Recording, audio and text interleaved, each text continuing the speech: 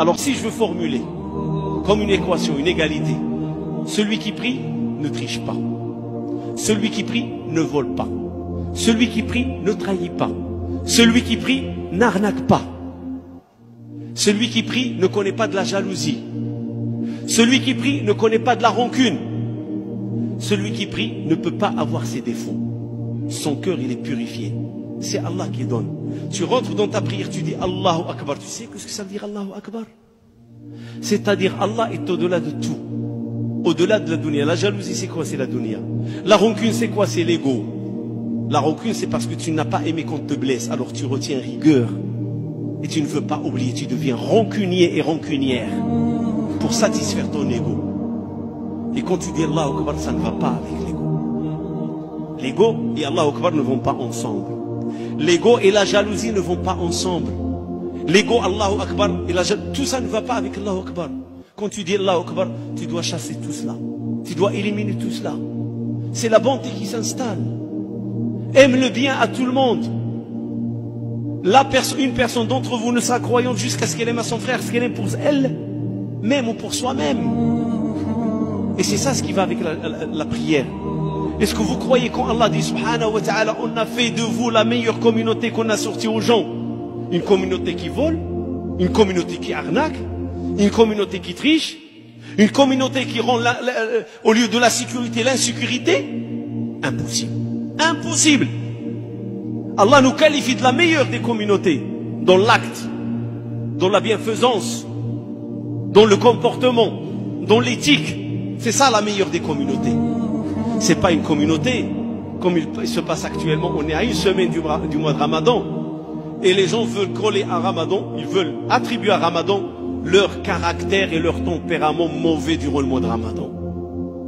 Il y a des gens qui dépendent de la cigarette, d'autres dépendent de la drogue et d'autres dépendent de plein de vices et plein de défauts. Il arrive le Ramadan, il fait le jeûne, il doit s'abstenir. Mais s'abstenir de fumer, le cerveau interpelle, c'est le stress. Et dès qu'on se fronte à la personne, s'approche, on veut causer avec lui ou parler, on l'irrite. Il ne supporte pas. Alors c'est une bombe à retardement, il va s'exploser. Et tu lui dis, qu'est-ce qui se passe? Tu dis, tu m'excuses, c'est le Ramadan. Non, tu m'excuses, c'est ta cigarette. C'est pas le Ramadan. C'est ta cigarette qui est en train de te faire des tours. C'est ta drogue qui est en train de te malmener. C'est ta chicha qui est en train de te ruiner.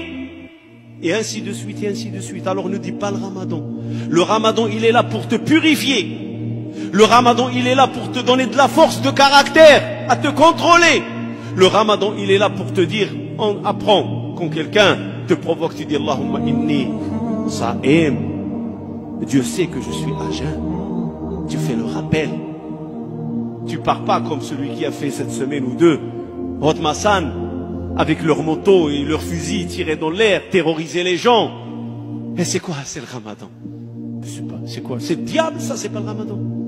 Et pourtant, Allah nous dit le diable est enchaîné. Le paradis, les portes sont entrouvertes. L'enfer est fermé. Et qu'est-ce qui arrive? Voilà. Et après, on va dire la meilleure des ummas qu'on a fait sortir aux gens. Quelqu'un va me dire, mais l'imam, on n'est pas concerné. Oui, akhoya, on est concerné. Ne crois pas qu'on n'est pas concerné. Se taire devant le mal, c'est le cautionner. Et plusieurs fois, je répète ce raisonnement. Parfois, les parents se plaignent. Ils disent, Masha'Allah, j'ai une fille qui était dans la droite, elle fait ses prières, Masha'Allah. Et maintenant, ça y est, cette fille, elle est finie. Je ne sais pas qu'est-ce qu'il y en est. Qu'est-ce qu'on lui a fait? Alors je lui pose la question. Il dit par exemple, mon fils, il était un bon étudiant, il avait des bons résultats, des bons bulletins, arrivé au lycée, il est devenu un voyou. Je sais pas, c'est la mauvaise œil. Non, c'est pas la mauvaise œil. Je vais te dire c'est quoi. On n'a pas pratiqué la règle ordonner le bien et désordonner le mal.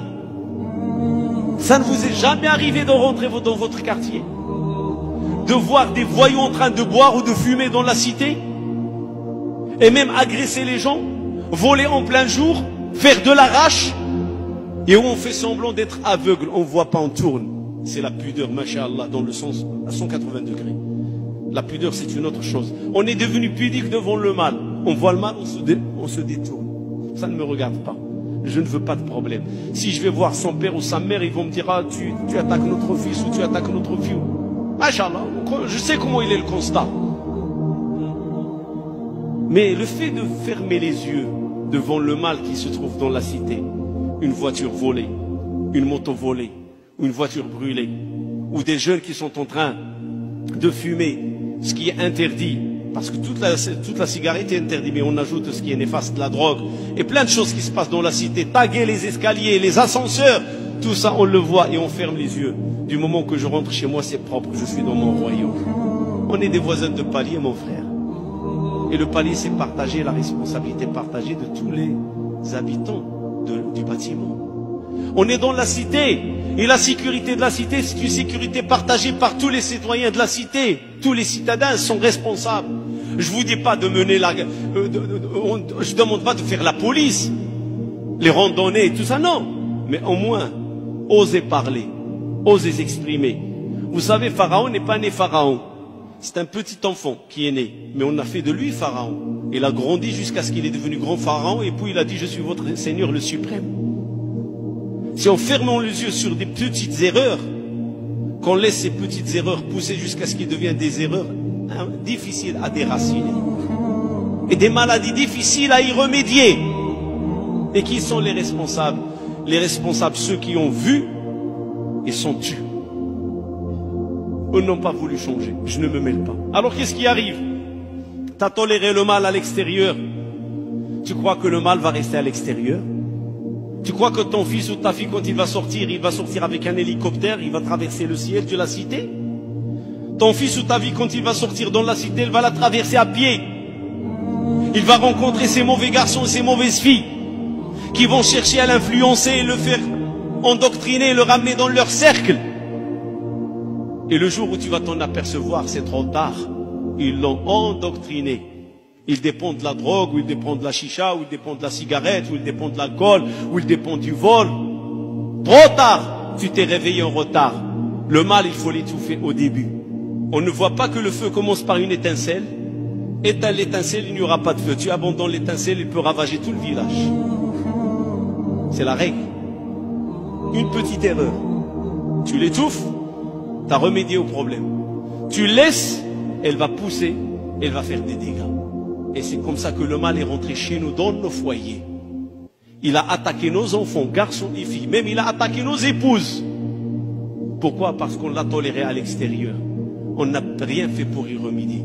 Et pourtant, on est la Ummah de ceux qui font la prière. Et donc, on n'a pas compris les finalités de la prière.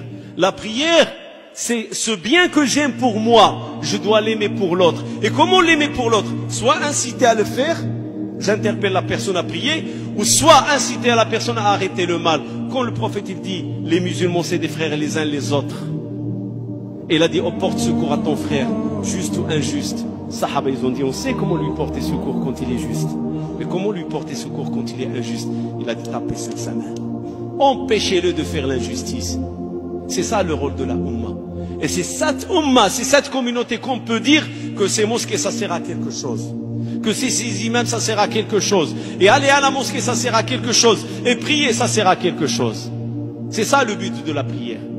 C'est une lumière en moi, c'est une lumière dans ma mosquée, et c'est une lumière dans ma cité, et c'est une lumière chez moi parmi ma famille. Et si je n'arrive pas à faire de la prière cela, c'est que je n'ai rien compris à la prière. Le prophète sallallahu alayhi wa sallam, il a dit, ne faites pas de vos foyers des tombes. Comment ça? On fait de nos foyers des tombes, prophète d'Allah? Oui, si vous ne priez pas, c'est des tombes. Si vous ne ramenez pas cette prière chez vous, c'est des tombes. Et ce langage qu'on est en train de faire aujourd'hui, de répandre, c'est un langage qui doit se répandre chez nous, dans nos familles. Il ne doit pas rester ici à la mosquée. Moi je parle, vous vous entendez, mais on doit le faire sortir à l'extérieur de la mosquée. C'est comme une lumière, tu la prends, comme une torche. Une torche, il ne donne pas la lumière qu'autour d'elle. C'est tout l'environnement. Et la prière, Allah subhanahu wa ta'ala, pardon, le prophète sallallahu alayhi wa sallam, il dit, As-salatu nur. La prière est une lumière.